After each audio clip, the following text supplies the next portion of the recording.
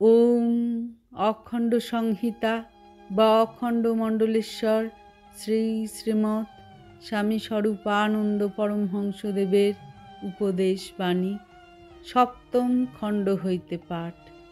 পৃষ্ঠা সংখ্যা ৭৭। হরি ওম।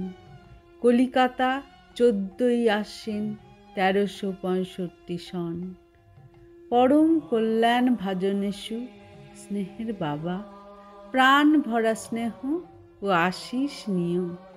তোমার পত্র পাইলাম, তুমি লিখিয়াছ তোমার স্বর্গীয় পিতামাতা প্রভৃতি পিতৃপুরুষগণের গয়াধামে শ্রাদ্ধাদি করা সত্ত্বেও এতদ্দেশীয় পণ্ডিত মণ্ডলীর ব্যবস্থানুযায়ী অদ্যাবধি পিতামাতার পিণ্ডাদি সহ প্রতি বৎসর শ্রাদ্ধ এবং পিতৃপক্ষে তর্পণাদি করতঃ মহালয়া পার্বণ শ্রাদ্ধ করিতেছ।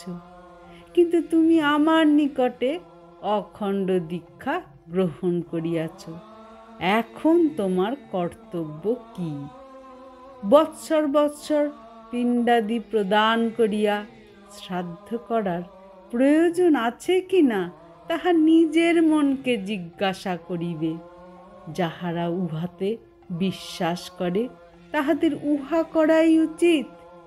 যাহাদের উহাতে বিশ্বাস নাই তাহারা সমবেত উপাসনার দ্বারা পিতৃগণের শ্রাদ্ধ বৎসর বৎসর পালন করিবেন।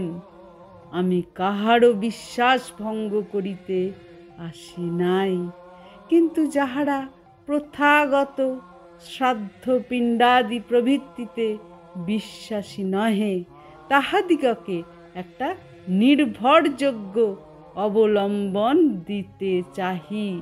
সেই অবলম্বন হইতেছে সমবেত উপাসনা। হরি ওম।